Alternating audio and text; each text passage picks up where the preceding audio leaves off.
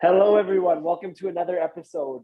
On today's episode, alongside co-host Bianca Leger, we interview an Enneagram educator who helps others by sharing insights of the Enneagram and practices designed to support others' ever-evolving self. Over the last decade, she's held space for thousands of curious humans as the director of marketing and vision with the Prairie Collective. She's been an educator with the University of Winnipeg and is a movement and meditation teacher at a variety of wellness studios, festivals, and retreats. Welcome to the Winner Circle, Rachelle Taylor. I'm so happy to be here. Thanks for having me, Derek and Bianca. So awesome to have you. Yes. The goal with these conversations is to uplift, inspire, and empower all listening along, all tuning into this vibration to move forward with greater faith and trust in themselves on their hero's journey. And we like to keep things positive and light here. And the first question starts us on that foot. Right here, right now, what do you love about your world right now, Rachelle? That's a challenging one. There's a lot to love, but I am currently uprooted and living at my in-laws and experiencing my challenges with my real environment, just working from home and not being in my space. But right here and now, I really love being in connection with you two. I love the opportunity that we get to connect and be here, and yeah. Oh, I didn't expect that. It's so nice to be connecting. I'm excited for this. It is so nice, and I know you're also not, Bianca, in your normal space. So we're both in our out of our environments where it's Absolutely. Yes, just going with it. Yeah, going a little bit deeper. Yes. Community and connection is something you thrive in and you lead by example in, Rachelle, and I'm excited to get into that shortly. But one way we get to know all our guests, I read a bit about your bio. You wear many hats, and one way that we get to know others, but one way that we get to know ourselves, and this item serves as our North Star throughout the highs and lows that is life, and that is being aware of our personal mission, the mission that leads us in all that we do, whether that be personal projects, passion projects, family, relationships, and everywhere in between.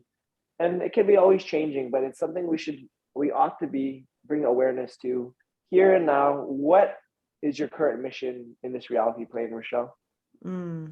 Right now, I am trying to. My personal mission is to heal my own shit and help others heal theirs, so that we can collectively embody a higher frequency and leave a better world for our kin, right? I believe that we heal the world by healing ourselves. And I think right now there's a lot in the world that is very evidently broken, right? And it can feel really overwhelming when you're like, how can I even start to take on all of this stuff that's happening in the world and I see that's broken? And my personal mission is to remind people, including myself, that starts with you. The way you heal the world is you heal yourself. And when you heal yourself, you're able to show up in the world in a healed way that can heal others. And then collectively, we need to heal to fix the things that are broken, right? I absolutely agree. So how are you doing this, Rachelle, right now? What does that look like for you? How are you healing your own shit, and how are you helping others do the same? So healing my own shit is a constant process of self-inquiry. And that's like day to day, week to week, month to month, of sort of, big picture things. What am I working on? Who am I seeing? Who's on my team right now? Wellness professionals, service providers, acupuncturists, who's on my team helping me heal. And I've got to be on my team. And then doing the work of showing up. And as I've mentioned, I'm in sort of this uprooted space. I was on this long trip. I'm about to move. I'm sort of really in this uprooted time that committing to my daily practices has been even harder, right? To show up when we're in the unfamiliar. So really being steadfast with myself of like, no, I'm not going to scroll Instagram for 10 minutes before I jump into my work day. I'm going to do my breath work, and so that's how I'm healing my stuff and doing that, this constant process of looking and being honest, and approaching. A lot of what I'm doing right now is trying to approach myself with self-compassion, because when we're trying to heal ourselves, we see things that aren't always pretty, and often that's when we shy away. But self-compassion lets us approach without the self-hate going on of, why did I do this? Why did I screw up? But if I love myself, I can allow myself that space to step into healing. And then with how am I helping others? Well, that's actually my job, which is really wonderful. But I work one-on-one, and I do group programs as well. That mostly right now I'm currently working with mostly one-on-one clients, and I help them heal their shit by understanding their nature, and that is their Enneagram type, which is your personality, or really the strategy that you've adopted to navigate the challenges of being human. And in that, there's a lot of gifts and skills and strengths, but there's also a lot of shadow. So in my one-on-one work, I help people not only, see the gifts and strengths of their type, but also recognize the shadow, the areas of opportunity where they need to work, and to show them, real, accessible, tangible ways to heal some of those some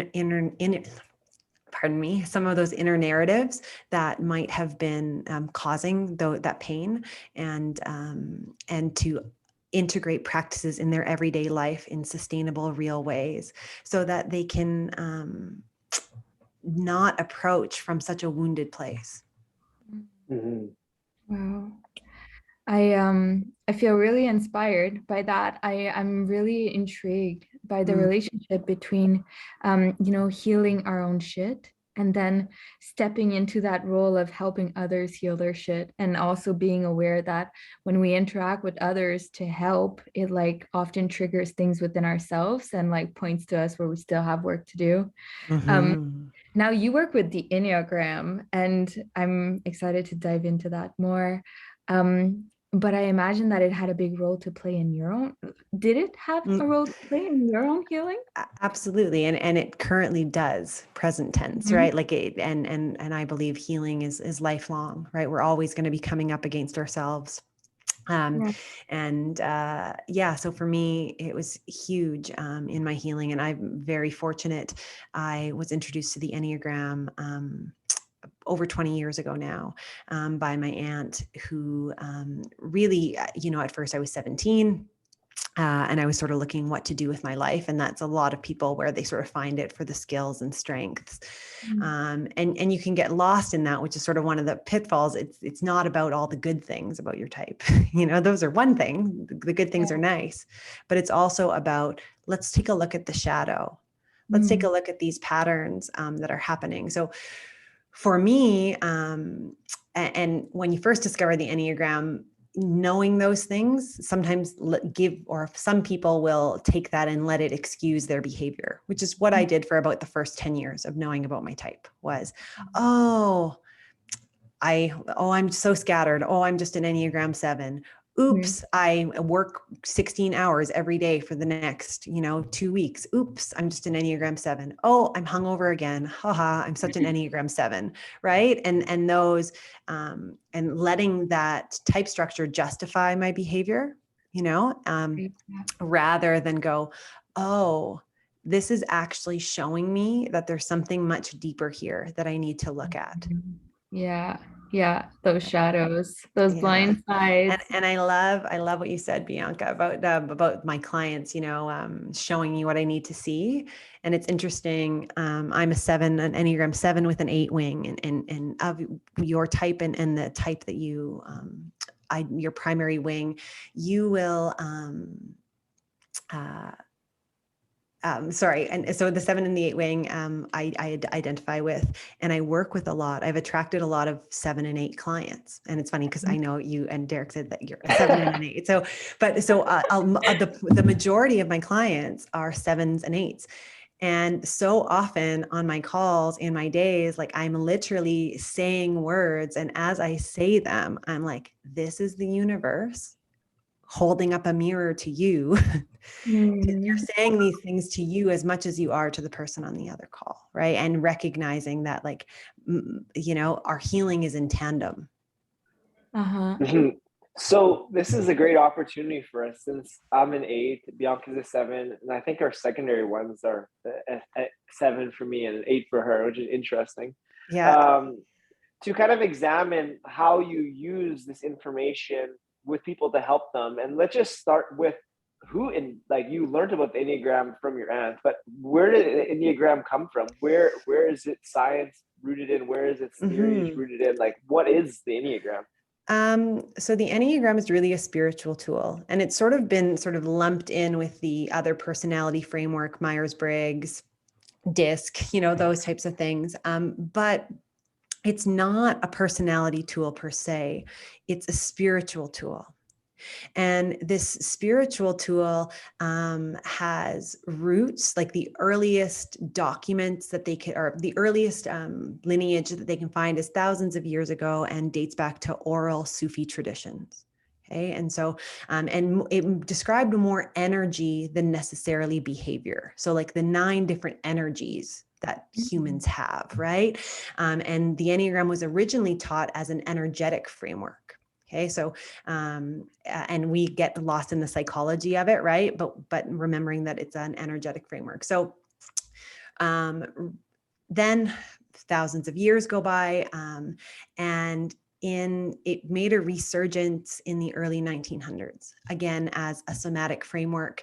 And there were about 3 teachers from different parts of the world who really did a lot of research and work to bring the Enneagram back, and to sort of modernize it to our world. And so they essentially, at the root of it, there is 9 different ways of navigating the human experience, that is rooted in how you use your head, your heart, and your gut. And these are the 3 brains. So the Enneagram is rooted in the law of 3. 9 types is 3 expressions of ways of seeing the world through the mind first, 3 expressions of seeing the world through the heart first, and 3 expressions of seeing the world through the gut first, through the body first. Okay, so those are the 9 types, and and within those 9 types, the Enneagram itself, the word Enneagram means a 9-pointed shape in constant motion. Okay, so there are 9 points. It's a shape. There are lines that connect, and there's all, the learning happens in learning about what those lines mean and how to use them to your advantage. But really, it's a spiritual framework that shows you how you overuse some of those brains and underuse others, and how to grow. How do you grow? And the method of growth for each of the types feel counterintuitive. And it shows you your unique pathway to growth, because you, as like the Enneagram, are in constant motion. You're always growing, you're always ebbing and flowing. And the Enneagram helps you to understand why you do the things you do, why you operate the world in a certain way. Why, for me as a 7 type, like I'm information first, right? And my partner is a gut type. He's intuition first, like our gut feelings first. So, we're buying house, we're building house. There's like 1 zillion decisions to make. Whereas he just knows. He's like, let's do this. And I'm like, no. I need to see all the information. Like I can't make a decision without the information, because that's where I reference the world from. So it's offers a lot of insight into how we approach the world differently. And really, there are 9 different ways of approaching the world. Hopefully that answered your question. Yeah. So with yourself being a 7 and Bianca is a 7, let's just kind of do just a brief overview of what this is. What are the strengths of a 7? What are the areas areas of an opportunity for a seven? Sure. Sevens are called the enthusiast, the optimist, the adventurer, the dreamer. From the outside in, when people first read about the 9 types, they'll often say, "Oh, the 7 looks like the best." Because it's, you know, they're optimistic, they're fun, they're easygoing, or they are fun loving. They don't really like to sit in pain, like you know, but there's a real, and each type has a specific, you know, driving motivation that drives them. And the 7's motivation, and a thing that they avoid. And the 7's motivation is to be content and free. So it's all about freedom. And the thing that they avoid is pain. And so, and it's funny, I read this great, and my partner's like, well, that doesn't make any sense. Who likes pain? Well, there are some people that like pain, right? And there's this Anthony Bourdain, who I believe was also a 7. There's this great quote by him where it says, like, I don't like pain. You know, give me Giselle Bundchen. If she wants to walk all over me in high-heeled boots, no, thank you. I'm not into it, right? And it's like, pain adverse.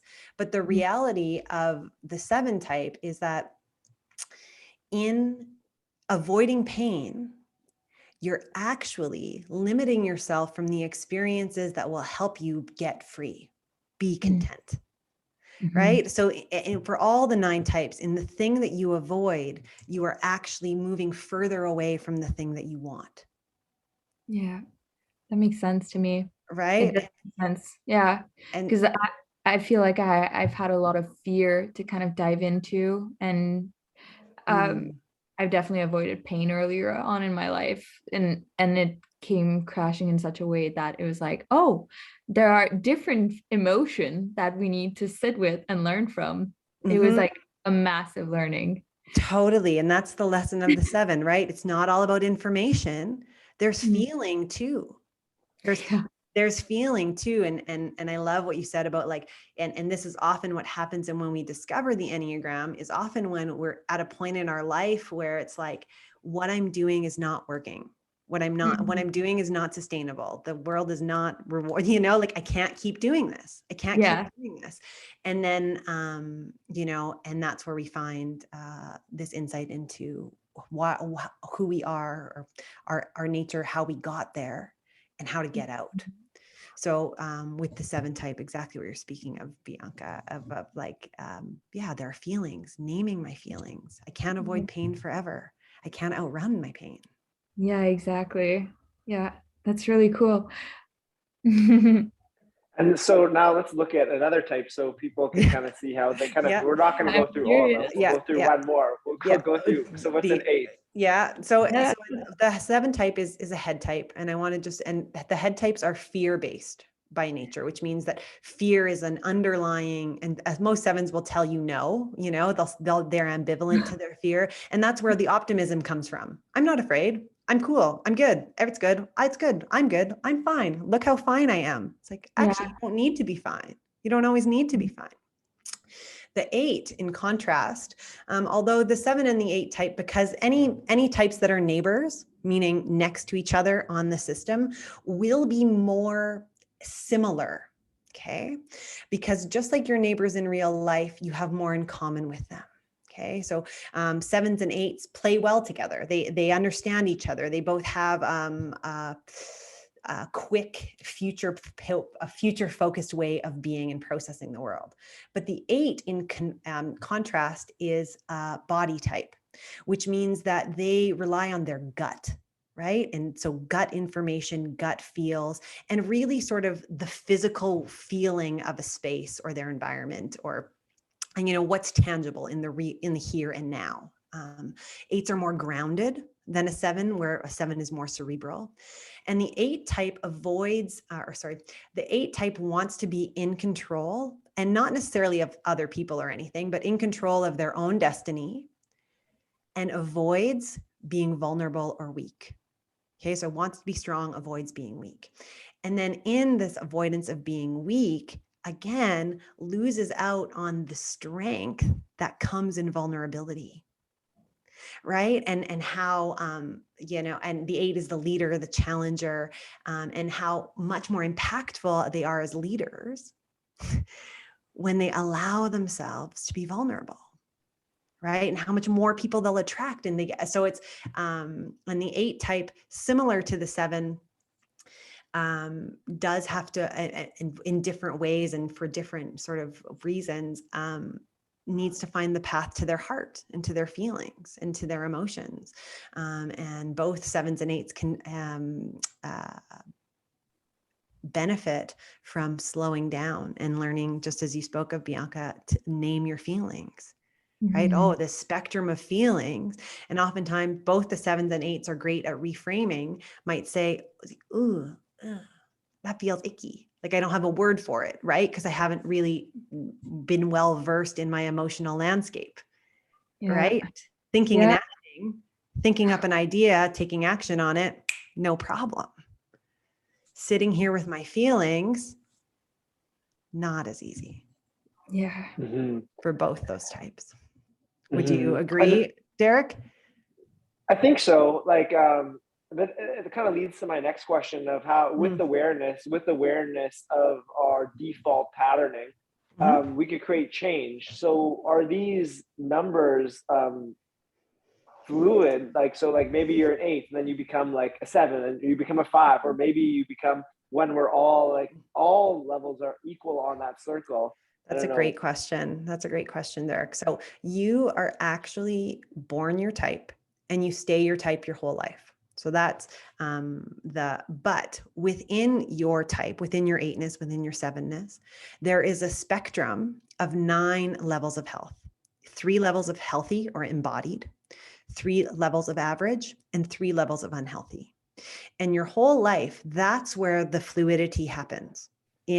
Are you operating in an average level of your 8ness, an embodied level of your 8ness, or an unhealthy? And that shifts from time to time, from stages of your life, places you're in, stresses. But the Enneagram system provides you with the language and the framework to know and actually to move up and to move up towards embodiment. And when you get knocked down towards unhealthy,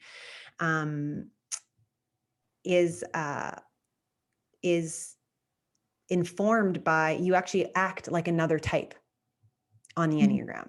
So this is how all the types are connected. So as an 8, for example, in growth, you act like a type 2, who is the giver, the helper, right? And that's your pathway to the heart. In stress, how you get knocked down on the spectrum, you act like a type 5. You go in your cave, you're all alone, the inner observer, you're alone with your thoughts, and you right. And so it's and into a retreat into the mind. That's a stressful place for the 8, right? And then that resonates. The growth place is from the heart. And so that's where the system becomes really magic. Because it gives you the framework and language to know how to incorporate some of those counterintuitive healing behaviors. But when you look at the spectrum of health for any of the 9 types, the highest level and the lowest level, like, don't sound like the same person. They're and for the 8s, for example, Nelson Mandela is an 8, right? 27 years in prison, comes out not mad. And 8's driving emotion is anger, by the way. And then 8 in the unhealth, Donald Trump, also an 8, megalomaniac, it's like abuse of power, barely loses an election and then gets mad about it, right? Whereas, Nelson Mandela in prison for 27 years, comes out not mad, so you can see how those same personality types present very differently based on a level of health. And that's another good point too, that the point of working with the Enneagram is not, I want to become a 3.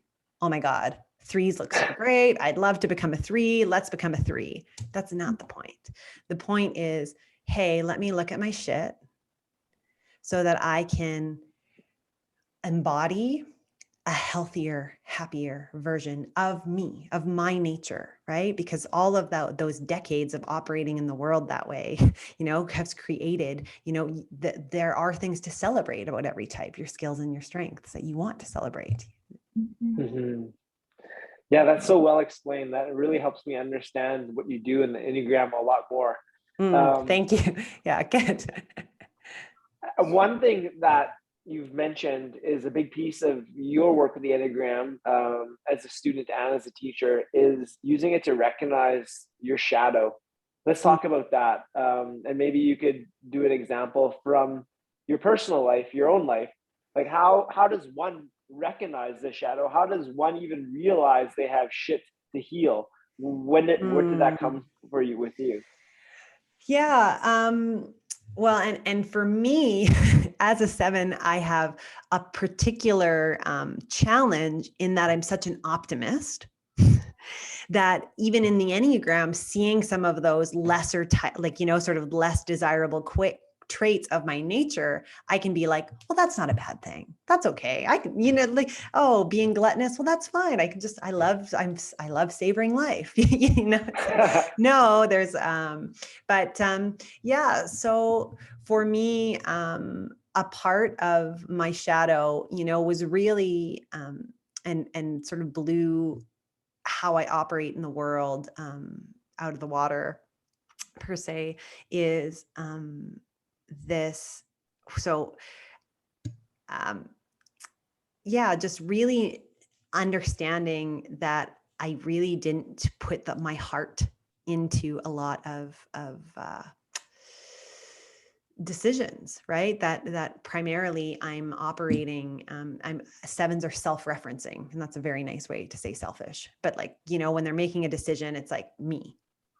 Me? That's who we reference. And there are other types, that reference others, or who reference, society or rules or something outside of themselves. But as a self-referencing type, to really recognize that some of the things, the ways that I wasn't feeling were hurting people, right? And it wasn't intentional. It wasn't because I was malicious or a bad person, but because I was moving too quickly, right? And in my quickness, which, I would see the quickness of my Enneagram type as a strength, right? I learn things quickly. I do things quickly. Things happen quickly. Cool.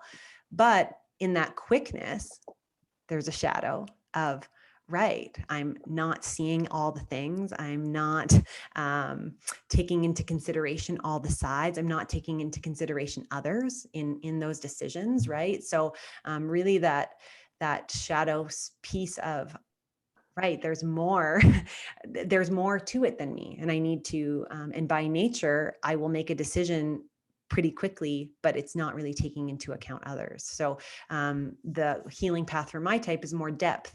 And in that space, I would integrate or invite more depth into my decision-making process that involves more people. Mm-hmm. Another way that you healed yourself is through yoga.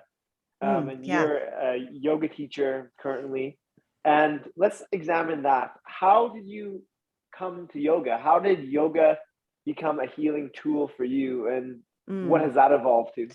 Yeah, and that's interesting. And I think that with the work I do, the uniqueness that I bring is actually bringing all of this together, right? So yeah, I discovered yoga 17 years ago now, and when my dad died. And it was a really sad moment. And again, in my classic 7-ness, my dad died, I got a little bit of an inheritance. I was like, see ya. Went on to the other, went into this adventure, chasing the sun, doing all this stuff.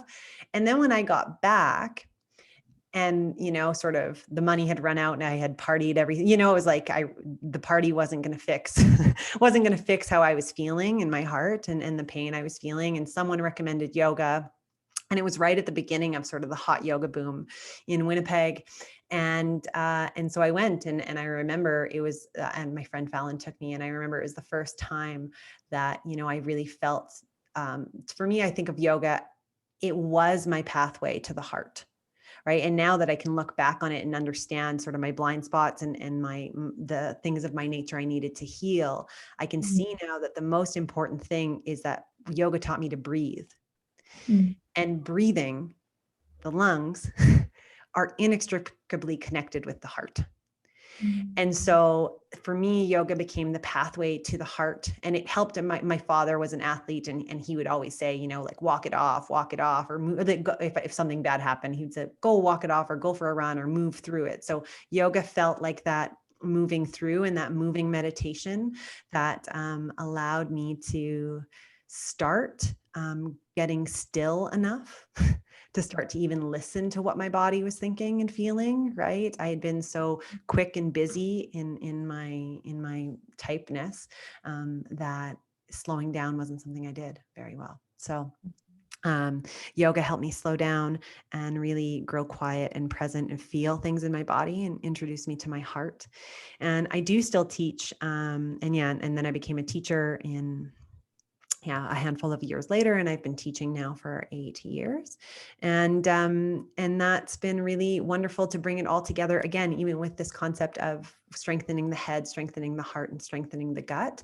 And my yoga practice in my life currently looks a lot like breath work. And since having discovered yoga, I discovered breath work about 18 months ago in the pandemic, and then did certifications and stuff through it. But in the same way that yoga sort of blew me open to the possibility, right, of like, oh my God, this is what's happening in my heart and body, breath work has done the same and reignited. And it, for me, in a much more condensed way, like I can do a 15-minute breathwork practice and feel the same peace that I would feel from a 45-minute vinyasa class, right? And so, and of course, breathwork is yoga. It's one of the limbs, but really, so that's mostly been my yoga these days. And when we talk about supporting change and supporting transformation, I found breathwork to be an incredible tool. Mm-hmm. So you've shared with us some of your daily processes that help you heal your shit. The Enneagram, the inner reflection, the breath work, the yoga. What are some other fundamental daily practices that you use to maintain you, to take and attend to your self-care? Yeah. One I really love is that I've gotten more into is chanting. And you might notice all of these sort of revolve around the heart, because I know that is my work. It's really strengthening the heart space. But gratitude, voicing gratitude. One of my favorites, especially in moments where, I can get really caught in these loops in my mind of fear, and gratitude is one of a great way to a circuit breaker for that, of like, right, I don't need to be afraid about this thing. Like, I'm grateful I have a fridge full of food, a roof over my head, like, and taking it back to the simple. I love chanting. That's been something I've really gotten into, and also scream therapy, which is like, within my breathwork practice. Some of my breathwork teachers offer that as part of the practice, and that's been really potent and powerful. And then little things, some things, one of the biggest things, I guess, that I've done in this last year that I've offered to my clients as well, and has helped them immensely, is not sleeping with my phone in my room. And so I sleep with my phone downstairs in my office, and I sleep upstairs. And it's just, and I usually don't look at it until after my daughter goes to school. Right. So at 8:15 in the morning, right. So there's no even, and it took some time, but there's no even thought in the morning about, like, It's amazing. My phone. And then I'm able to wake up with, so my daily practice, I think about the morning. I like waking up with my daughter. She wakes up at the crack of dawn. I don't care. I like waking up with her, having slow morning with her, not, and not having my phone around is a big part of that. I love that. That's something, routine that I'm trying to establish myself. And I have like a little box just right over there where I put my phone, my headphones in, and I try to keep it away. It's hard. It's hard, but it's worth it.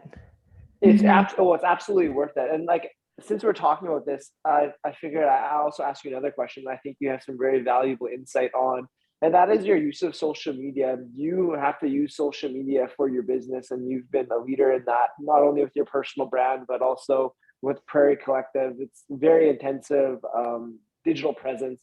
How do you maintain that balance of not always being on social media, even though it is your work, and being influenced by like the feeds you get? Like, how do you balance social media in your life? Well, and that's interesting. And and something I'm always learning and working towards. And because I feel that, and really, I think it has to do with, the bigger question of how do you build a business of right. And but with the social media piece, a lot of it for me, I used to find it really, really draining. And with the Prairie Collective at the end, I had a really great a really great team member who took it over, and it was like such a because I found myself really having a hard time with keeping that up. And the Prairie Collective social media, I did for 8 years, it's like, so it's just I probably did it for 7 before Aaliyah took over, but with this and with now and what I'm trying to build, which, is a business that is aligned with how I want to work and how I want to feel, which as a 7 is free, and feeling like I have to post every day or every week or whatever doesn't feel very free to me. Mm-hmm.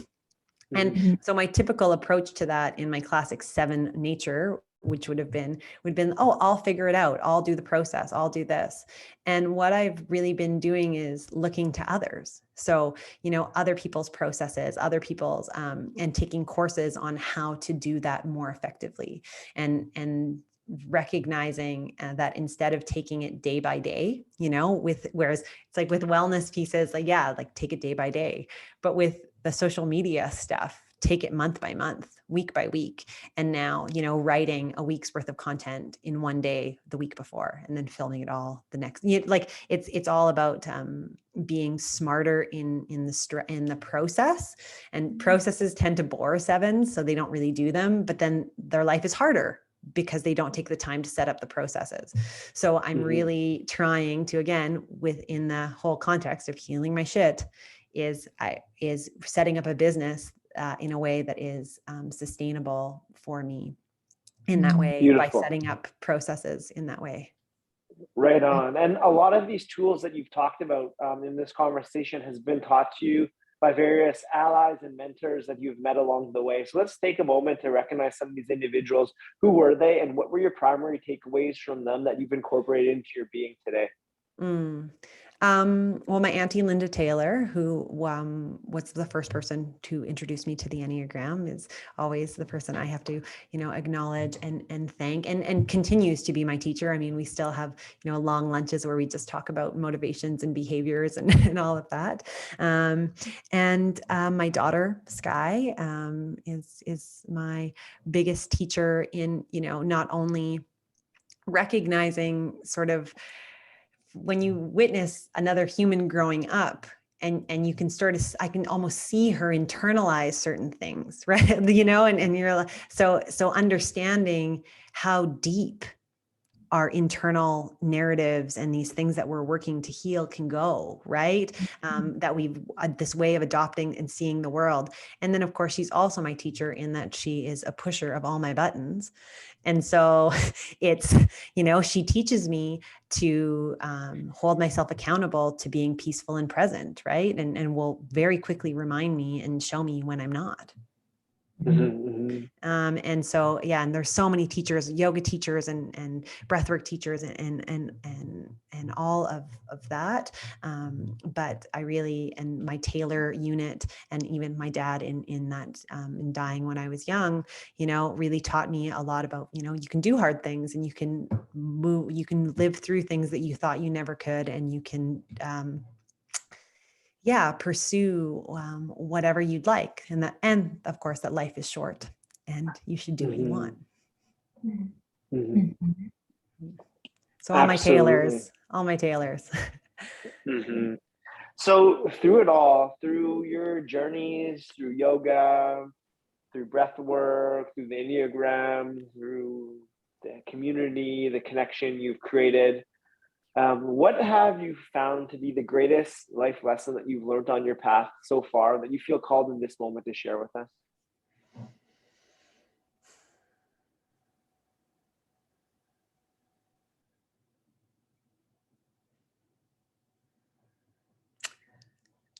This too shall pass. Mm.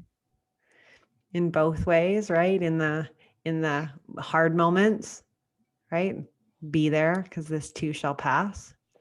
And in the joyful moments, be here because this too shall pass. Yeah. Mm-hmm, mm-hmm. Well said. Great words of wisdom.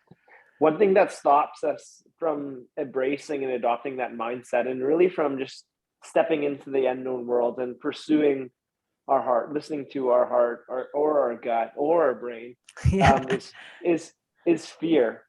Mhm. Fear to move across provinces like you'll be doing in Kelowna in 6 weeks, or fear to take that yoga training, or fear to start that relationship, or fear to quit that job, or fear the fear that prevents you from going to Panama and pursuing a new lifestyle. What have you learned about fear on the path, and what would you give a fellow hero, a fellow adventurer stuck at that crossroads? That crossroads of should and must. They're being pulled and stuck and weighed down by the shoulds from culture, religion, society, friends, family. When that must, that inner calling is screaming to them. What have you learned about fear, and how would you advise someone at that crossroads? Yeah, it's interesting. I've really learned that fear is a function of the mind, and that bringing and that manifestation, bringing something into the world, is a function of the body, right? It's a function of the real. And so in the Enneagram, that would be the head and the gut. And those are far from each other, right? Like, and to get there, you got to go through the heart.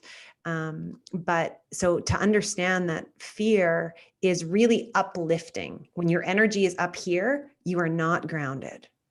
You are not grounding things into manifestation. Okay. Mm-hmm. Fear is up. And in the limitless possibility of the mind, you can go down any rabbit hole or worst case scenario. The mind is limitless in its possibility where it can take you. Mm-hmm.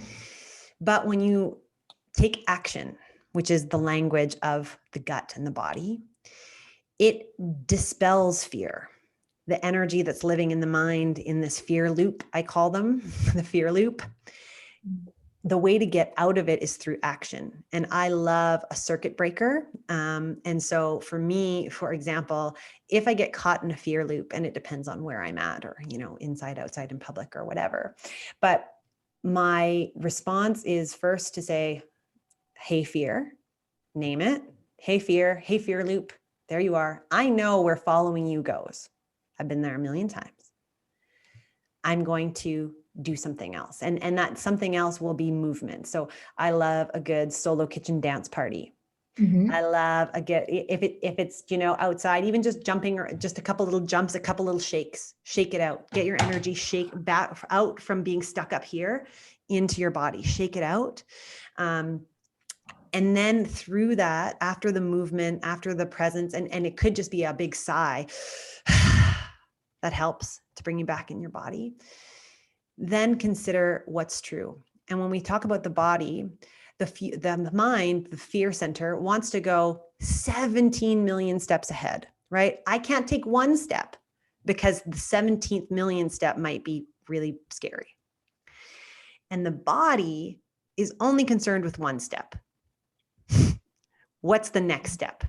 Right foot, left foot, right foot, left foot.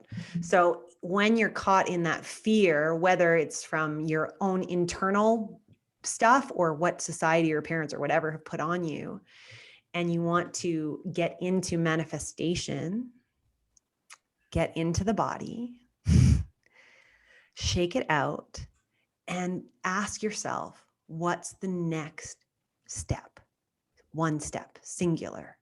right? Towards the must, as you called it, or you know, that inner knowing, that gut feeling that my body is telling me is the right path.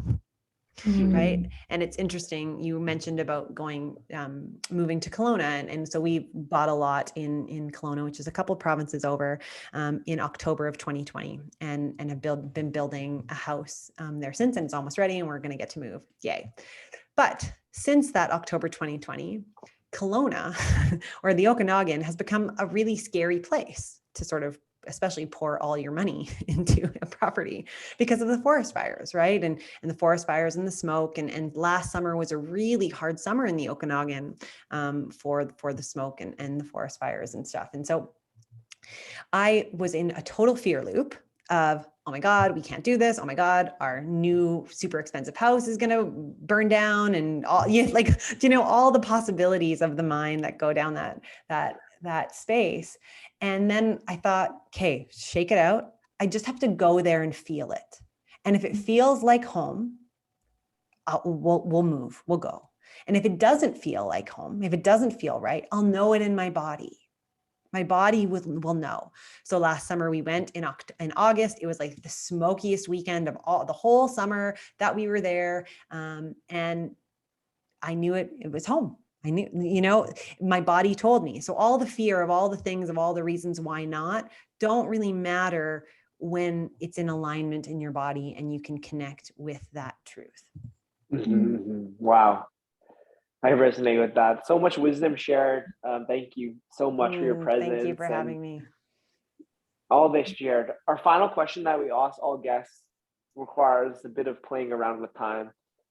We ventured into the past and we examined your origin stories of your Enneagram journey, your yoga journey, your self-care foundations, and so much more. Let's fast forward to the future.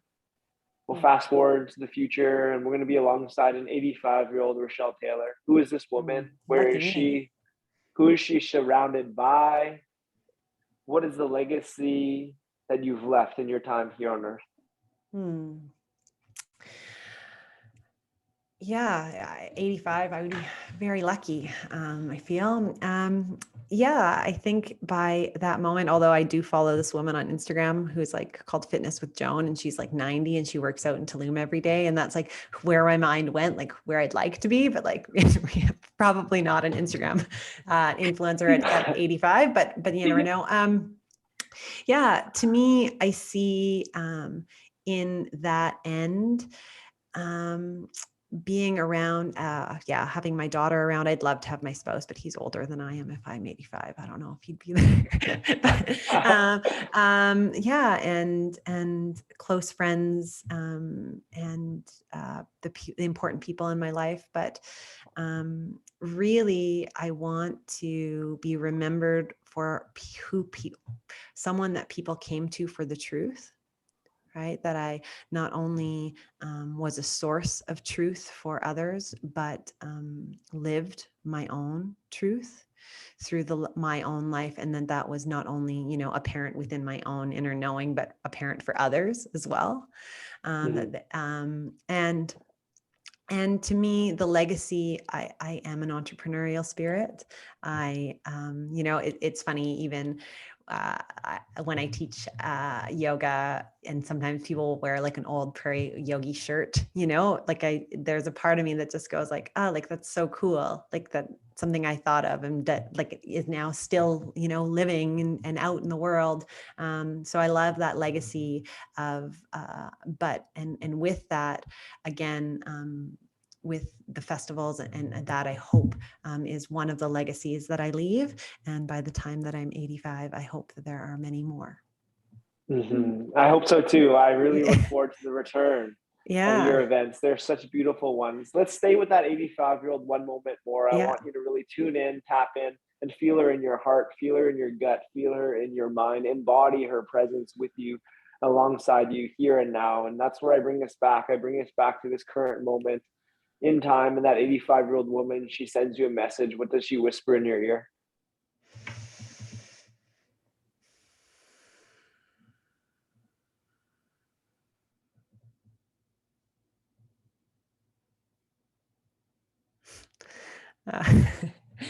I just heard it. Yeah, what a wild ride. What a wild ride. Yeah. to continuing that wildness and that Yeah. fun and that Well, joy. Thank you and so much.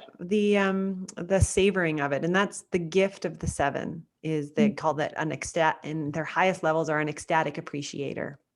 And so to me, that like what a wild ride is like this full appreciation of life and those 85 years, you know? Hell yeah, I'm with that. Yeah. Bianca, closing words from you on this conversation. Well, I resonate with everything you said, like so much about the number 7 and pointing to the wild ride. It's funny because I feel that way too, like having so much fear to go through and learning to really appreciate things. And I love the reminder that you're offering us today for all numbers that there is all these parts of us kind of acting. And it reminds me, because in the beginning you said how the Enneagram is a spiritual tool, and I see how it's also kind of like that connection between mind, body, and spirit. And you gave us so many beautiful practices, from focusing on gratitude, tuning in with our body, feeling has been such a big learning for me, getting out of the mind and feeling into the body. You've shared many valuable practices with us today, so thank you. Thank you for having me. I see the value in the Enneagram. I would like to ask, where can people find out or get this kind of guidance from you? And so a great place to start, I have a self-typing guide that you can download on my website. And it's a beautiful guide that explains how to find your type. And you can do an online test. That's a good first starting point, but they're not always 100% accurate. So it explains, where to find your type and how to align with your type. And then it also includes an overview of all 9 of the types, so that you can get a feel for all 9 of the types, so that not only can you recognize yourself, but maybe encourage your partner, friend, and so, hey, maybe there's something for you here to learn. So that's at my website, Rachelle-Taylor.com. And that's, I do have a mini course that is really affordable and goes in depth into the 9 types. All that's available on my website. I do share a lot on Instagram as well, and that's a great place to connect with me. I'm Rachelle Taylor with 2 underscores in between. Amazing. Thank you so much. To close every conversation, we bring our fist in for a digital bump. Boom. Thanks. A choice to step into the winner circle, a choice for us all. Thank you so much, Rachelle. Thank you so much for having me. Thank you. Thanks.